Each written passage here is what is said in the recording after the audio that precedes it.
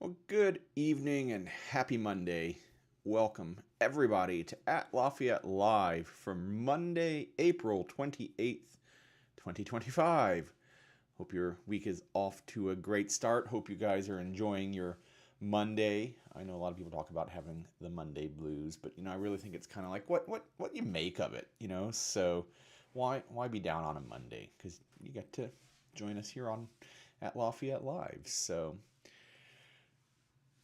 as everybody's getting loaded into the stream, we got a lot to talk about tonight. I keep wondering when it's going to kind of slack off, but it's not. There just continues to be a lot to talk about here in the area. But before we do that, let me know in the chat, where are you watching from? Are you here in the Lafayette area?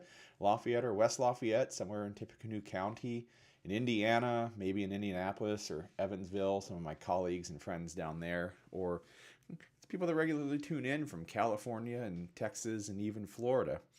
And up till now, I've kind of been saying, the weather, and I understand why you're there, but it's actually quite nice out today. Somebody turned the switch, went from winter to summer. Not a whole lot of stop in the spring, really, on the in between here, but I'll take it. I'll take warm weather over cold most any day. So, but welcome to At Lafayette Live, where we talk about all things Lafayette, West Lafayette, Tippecanoe County, development, fun things to do in the area, real estate, because as you may have noticed, I am a realtor, and the entire team here at the Russell Company, powered by At Properties, would love to help you find home here in the Greater Lafayette area. If this is your first time tuning in, or let's say your 100th, but we're about a year in, have 40 some episodes in the backlog now. But if you've been watching and you haven't subscribed, why haven't you subscribed? Go hit that button right now. Make sure you don't miss a moment of all the content we put out here on the Lafayette Reel. Okay, well, let's get going here. I feel like I'm beating a dead horse, but first things first, it's the subject that just won't die. SK Hynix and West Lafayette, the end of the beginning, or the beginning of the end. Probably the end of the beginning is in sight. Next Monday at 7 o'clock at Marjoram City Hall will be the West Lafayette City Council vote on approving or not the rezoning request for SK Hynix to move from their original Site A to Site B. And if you haven't subscribed to Dave Bangert and his great work that he's doing at Based in Lafayette, you really should. It's basedinlafayette.com.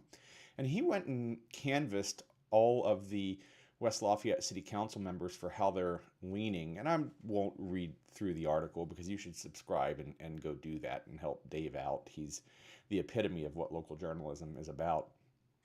But it definitely sounds like the City Council is at least open to the idea right now. And regardless if they're open to the rezoning or not, in some ways doesn't really matter, because Site A is already zoned I3 heavy industry, and they can put the chip fab there. And the question has been, if they don't get their approval on Site B, will they go back to Site A, or will they take all their toys and go home? And I don't know. I don't have a prediction, but it kind of feels like they have said enough that they would just go back to Site A. That feels like that might happen. So I say that to say there's going to be one more public meeting. There's supposed to be. They haven't announced the time or place yet. Time's ticking. I imagine if we're going to get an announcement, it's going to have to be tomorrow, Wednesday at the latest, for a meeting, probably, on Friday, maybe this weekend. The last public meeting they had, instead of doing a forum, they did kind of more of a science fair style presentation, where you could go from station to station around the room and talking and glean information from experts and stakeholders in the company and PRF. So we'll know more in a week, and I wonder if I should take the week off, because the City Council meeting is going to have everybody's attention next Monday. Not sure on that one, so like and subscribe, because then you'll know if we're going to have a show next week or not. Enough for SK Hynix today. Moving on to our second topic tonight. There's been quite a lot of work at area plan over the last few months, last year or two, about some new zoning types to help do some infill with multifamily, with townhouse style. And this kind of falls under that category, although I don't think any of the new zonings are specifically being used for that. But there is a site at the corner that is bounded by, in Lafayette, that's bounded by 4th and 5th Streets on the east and west, Union Street on the north, and we got the map here, and Wall Street on the south. And then a developer is going to put in, got too many windows open here. A developer is going to put in some townhouses, and I think they look pretty sharp. I had a picture here. Let me find it. Sorry. Here it is. They're going to put in 36 townhomes on this empty 1.4 acre site. And they call it an empty site, but half the site, in the satellite view at least, still has apartments on it. So I think they're going to perhaps tear some of them down. And the reason that this came up to is because the Lafayette Redevelopment Commission is providing a $250,000 forgivable loan on site work to get this townhouse project ready to go. And it's been estimated that this is a $10.8 million townhouse. So Mayor Roswarski, Tony, is quoted along the lines of something of, and this is not an exact quote, but $250,000 for $10.8 million return is a pretty good return. And he's right. And getting 36 homes in the core of Lafayette is absolutely a win for the area. And this is an artist rendering of what those townhouses are going to look like. I think that's pretty exciting. They are going to be built in 3 phases, and they're going to have 2 bedrooms, attached garages. If you're familiar with the Centennial townhomes that are over on 5th Street, similar to that, and they're going to start at about $300,000, which I know might sound like a lot of money to some, but really for this kind of product here in the market, that's almost entry level. It's not a premium product. It's not a starter home product. It's somewhere solidly in the middle. So let's take a look at it on the map, just a place where this development is going to be. Lost my pointer. That's weird. Here we go. So this is Wall Street here on the south. It's this location right here, this empty lot.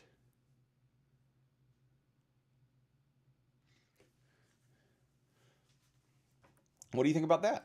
More townhouses coming to town? Always a good thing. You hear me say it time and time and time again that our housing supply is absolutely anemic here in the area. So more houses, definitely good. Here's their site. Here's their site map of how this is going to look. So we were just looking at the old Google map. Here's Union Street on the north and Wall Street on the south, bounded by 4th and 5th Street. So they're going to have most of the property. They're going to not have this one little corner. Okay. Moving on, but before we move on, hit the like and subscribe button. If you're watching, why aren't you subscribed already? Yeah.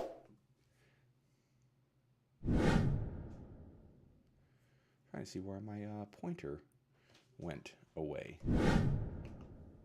All right, got it back. Moving on to our next topic tonight. This is one that excites me very much, and I'm almost hesitant to bring it up, but in the interests of cool things and fun things to do in the area, we'll talk about it. The selfish part of me wants to keep it to myself for a weekend, but one of our favorite places here in the area, Indiana Beach, is opening for the season this weekend. It's depending on where in Lafayette you are, anywhere between a 20 and maybe 40-minute drive if you're way on the south side. It's an old school amusement park, but they have a great reputation for interesting roller coasters and family-friendly rides, and you can get an annual pass for somewhere between $60 and $70 now. When you get one around the holiday season, you can get them somewhere between like $50 and $60. And we go out there all of the time. Here's what their website right now looks like, so you can see a couple of one of their roller coasters and their Ferris wheel here. They got great rides. Here, I'll show you some of the rides because it's always fun. Got lots of kids rides. Last year they brought in the All-American Triple Loop roller coaster. This is actually really, really fun because it's a metal coaster. It's super smooth. I'm not a big fan of riding their wooden coasters too many times in a row, just because they're wooden. They're a little rough. I know they've been working throughout the winter about installing some new trackage and support structures. Some pictures missing here. The Steel Hog is an interesting little single-car roller coaster. You actually go past 90 degrees. Of course, there's the water park as well. The water park doesn't open until Memorial Day, so if you go out this weekend, don't worry about bringing your swimsuit. You don't need it yet. This is one of my favorite ones, the Den of Lost Thieves. It's an interactive video game style ride, if you will. If you've ever ridden Buzz Lightyear Space Ranger Spin at the Magic Kingdom in Florida or Disneyland in California, it's kind of similar to that in that you have laser guns that you get to shoot at things and score points. It's definitely a lot of fun. Lots of carnival style rides, the Flying Bobs and the Sea Warrior. There's the amusement park train. That's a good time. The Deadly Water Swings. I joke. There's a log flume ride through which you can ride through the Tunnel of Gum. Go ride for yourself, you see what I mean. The Lost Coaster of Superstition Mountain. This is a really interesting ride. Brief synopsis, I won't quite do it justice in 20 seconds, but it was some sort of an interactive moving ride that was converted into a roller coaster. And what makes it really interesting is when you leave the station, you pull out and you actually go up on an elevator rather than up on a chain lift. So that's really fun. Of course, there's the Ferris wheel, their giant gondola wheel, the Hoosier Hurricane, one of two of their large wooden roller coasters, the Cornball Express being the other one. The antique autos for those that want to let their kids drive once around the park. And here's the Cornball Express. But if you're looking for a good time, it's really worthwhile. Here's daily tickets are $42 at the gate, but a season pass currently, so all of their discounts have ended. Their season pass is currently $80, so 2 visits and you have paid for it. We're up on the north side of the county, north side of Lafayette, West Lafayette. So from our house, it's only a 15, 20-minute ride. We're there all the time. We're planning on being there Sunday afternoon. So if you're there and you see me, say hi. I'd love to say hi to you. But Indiana Beach, go check it out. Opening for the season this weekend. And while you're buying their annual pass, don't forget the annual pass to at Lafayette Live. Hit the subscribe button. Also in the vein of summer is a new partnership for Lafayette parks. Tropicanoe Cove is the Lafayette Parks Department water park that's immediately adjacent to Columbian Park. It's a separate admission, but they have a really cool water park with slides and lazy action river. But they've just announced that they are partnering this year with Arnie's Restaurant to operate what they are calling, what are they calling it? Arnie's at the Cove. So there's going to be a window from Arnie's that faces in to Tropicanoe where you're going to be able to get familiar snack items and some new offerings. They're going to have Arnie's Pizza, boneless wings, because when you're going down a water slide, you want those boneless wings, cinnamon breadsticks, and homemade ice cream sandwiches. And you're also going to be able to get catering for private events and upgraded birthday party options. So I think that's a really cool thing. If you're going to go have a birthday party out at the water park, you can get some improved food. They're going to build the Arnie's Party Deck, a 1,000 square foot space that is going to be built in collaboration with Purdue's School of Construction Management Technology. And you can rent that for $250 for a half day or $500 for a full day. Park goers will have access to this food daily during the Cove hours, Monday through Saturday, 11 a.m. to 6 p.m., and Sunday, 12 p.m. to 6 p.m. And if you're looking for a job, too late. They just closed at 7 o'clock. From 4 to 7 today, they were having interviews. But if you're looking for a job, reach out to the Arnie's over there by Columbian Park on Wallace Avenue. I bet they'll hire you if you're looking for a summer job. So better food, more food options at one of our fantastic local water parks. Doing all right on this Saturday? It's not Saturday, goodness. It's Monday, and here I was leading off the broadcast with Monday, Monday, Monday, and what just came out of my mouth? Saturday, Saturday, Saturday. I got myself a little distracted there.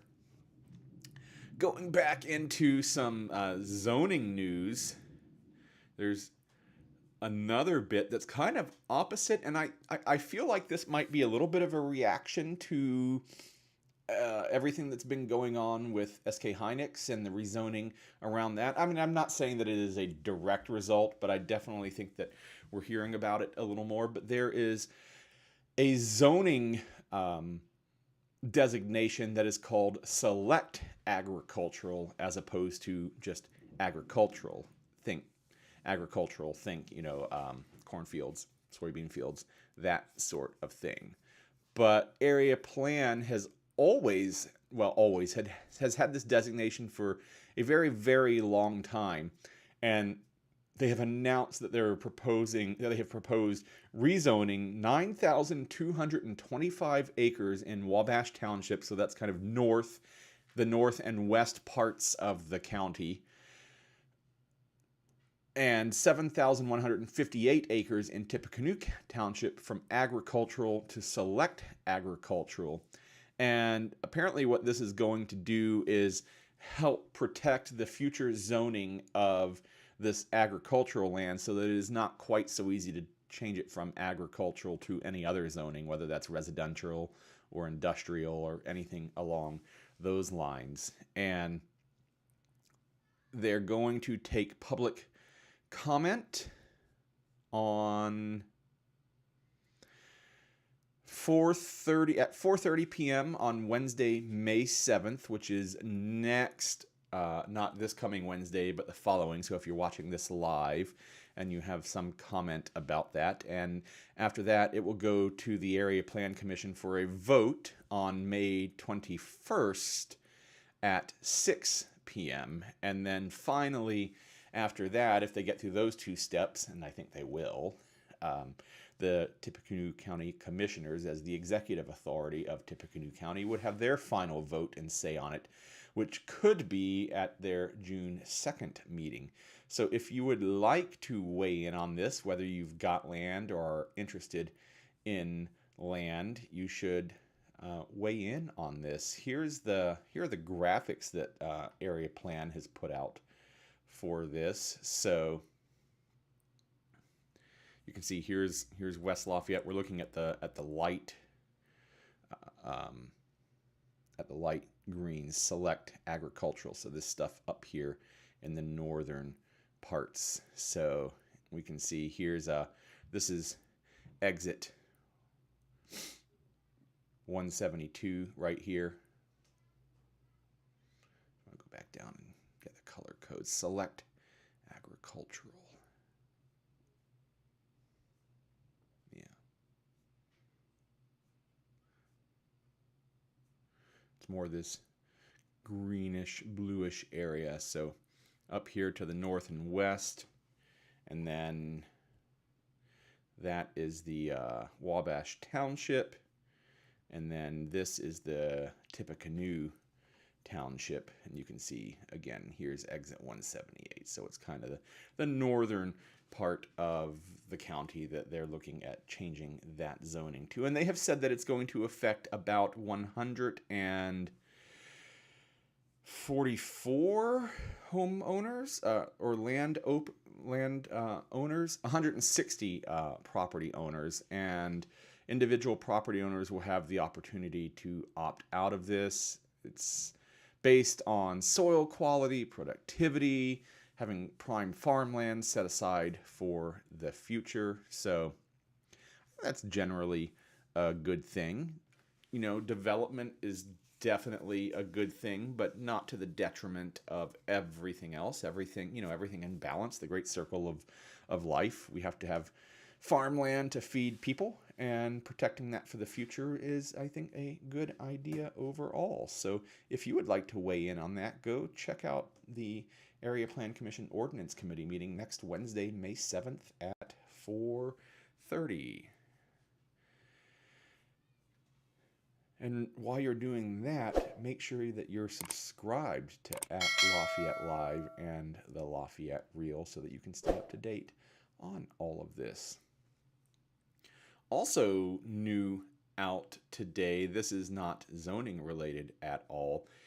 If you've been following the news at all about public transit here in the area, first off, we're in America, and to be blunt, we do not love our public transit. We love our cars. You know, of course, there are a select few areas where that is not the case. The obvious ones that come to mind: New York City, Chicago with their L, Washington, D.C. with their Metro is really fantastic, of course. But unfortunately, in Tippecanoe County, we have buses.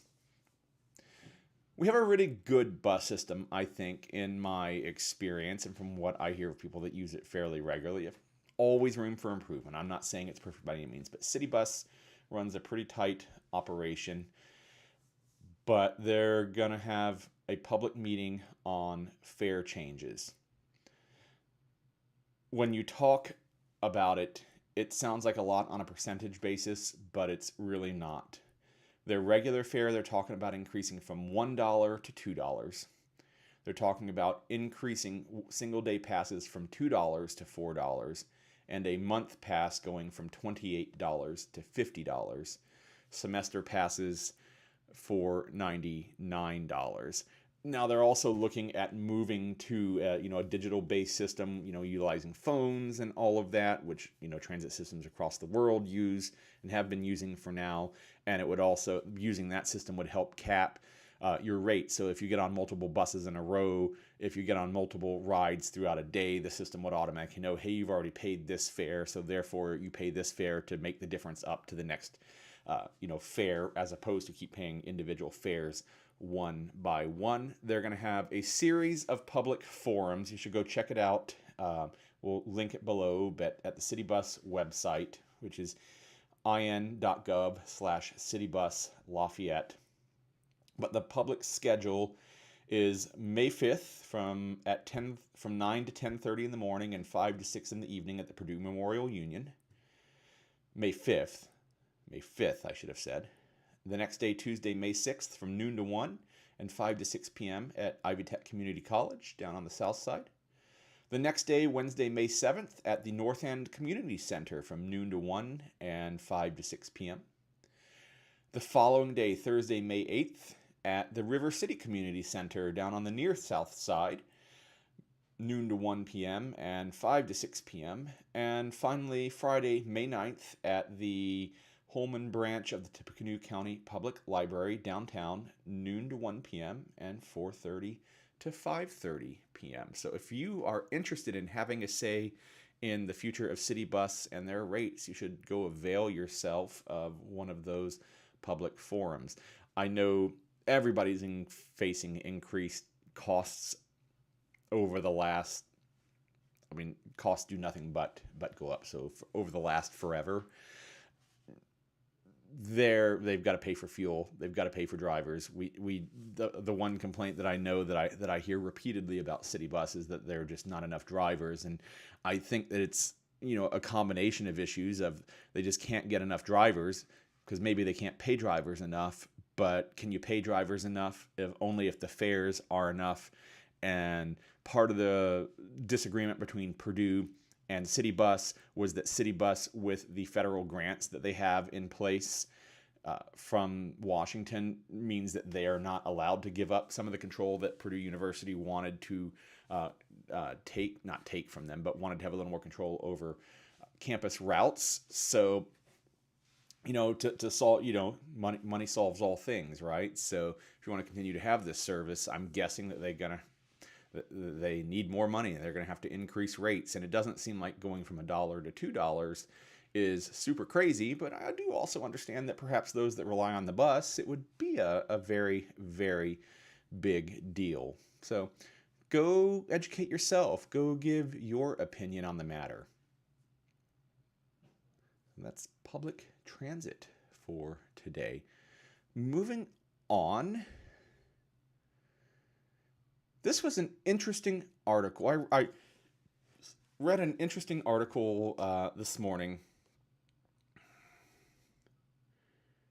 Go banking rates, and this was published by Yahoo Finance, listed Lafayette as one of the 50 best places to buy a home for under $250,000.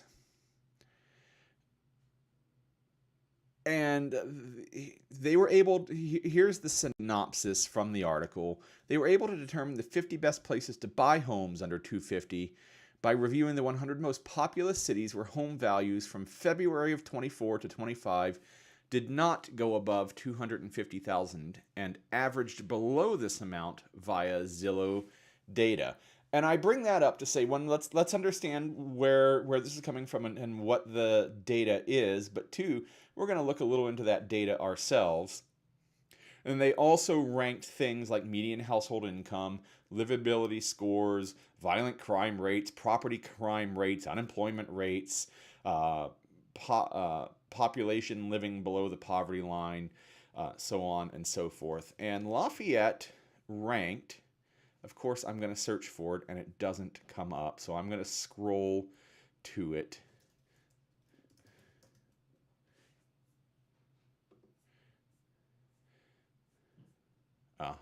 There. Okay.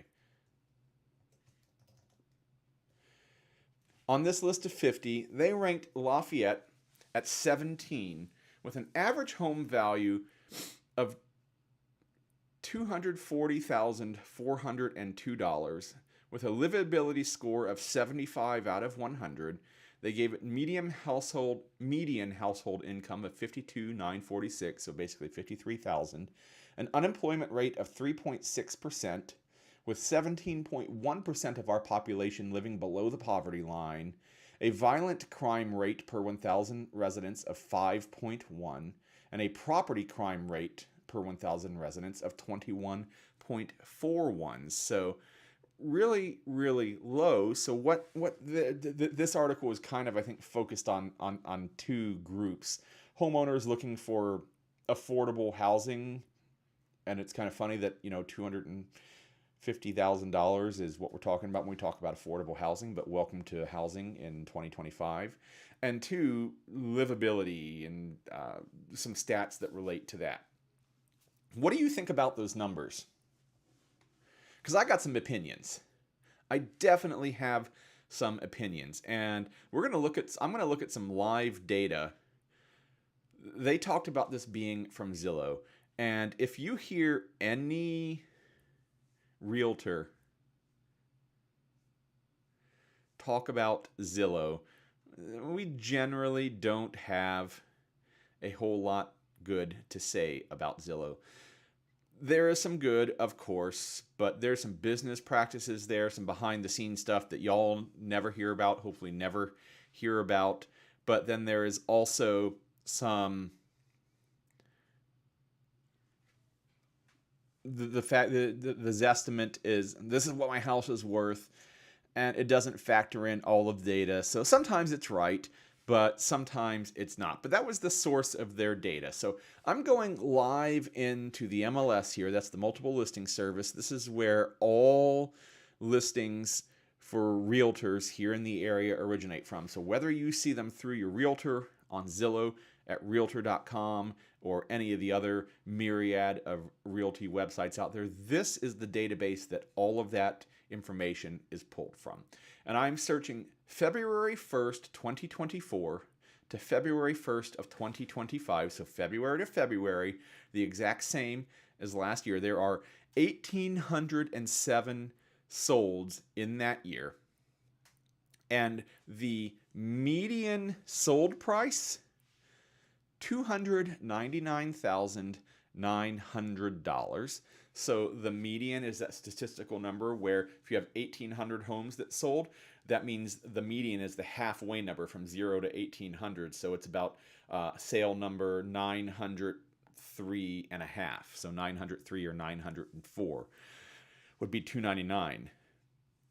So 300,000. The average is total up all 1,807 of those sales, divide by 1,807.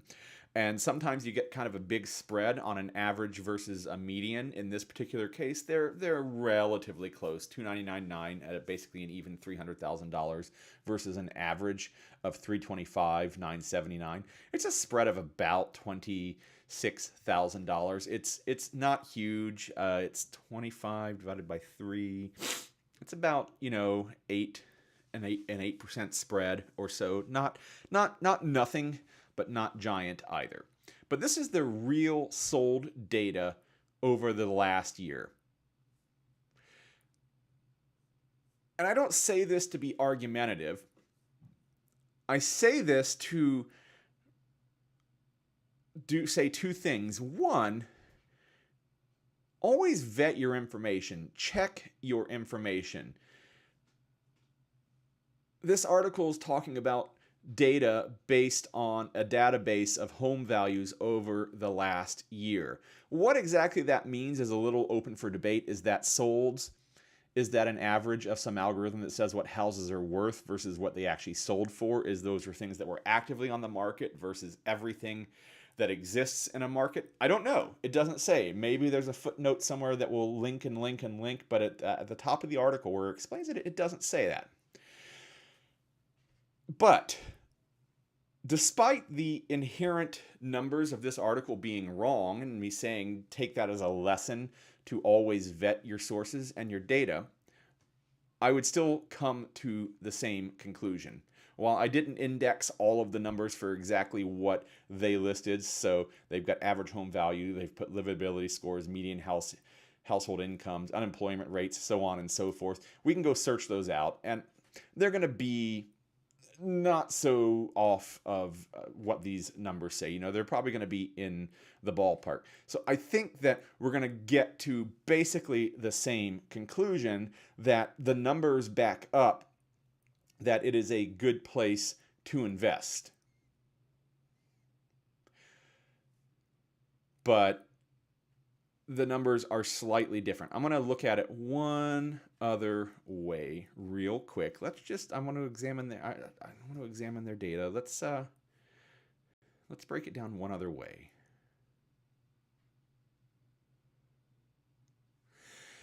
So to be fair, I realized that as I set this search up as I was prepping for the show, that I did want to examine it a couple of different ways. And those numbers that I just tossed out there were for all of Tippecanoe County. If we look at just Lafayette, and these are homes with Lafayette addresses, it does bring the price down a little bit. It brings the median down to $260,000, which is $10,000 over the $250,000 that the article's talking about. But the average is still sitting up there, is $286,000, $271,000, so still approaching the $300,000 mark. What does that mean? Why am I going on and on and on about this article and about these numbers? It's because, one, things like this drive me nuts. I like to know where the data is coming from. I like to know exactly what the data says, but I also really, really love where we live in Lafayette, West Lafayette, all of Tippecanoe County. Really love living here. I'm here by choice. There are many, many places to live in the world, and there are many reasons to live here, and I do love it. And I think that it is a good place to live. I think it is a great place to invest, but it does take some legwork. But we continue to see over and over and over and over again, Lafayette, West Lafayette, Tippecanoe County show up on these lists of great places to live, great places to buy, great places to invest. And so despite my picking apart of this particular article and their data and how exactly it looks, I'm still a champion for the area and for home here. And with that being said, if you're interested in home here in the Greater Lafayette area, whether you're looking to buy or sell somewhere that you're going to live, or you're interested in investing, because the way to financial freedom is through investing and not working, I'd love to work with you. Please go to thelafayettereal.com/YouTube, fill out the information, and let's get to work. And let's see if we can change the numbers for the positive here in the Greater Lafayette area. And with that, we're going to wrap up. We will see you maybe next week for another edition of At Lafayette Live, unless I happen to be at the West Lafayette City Council meeting. Have a great week, everybody.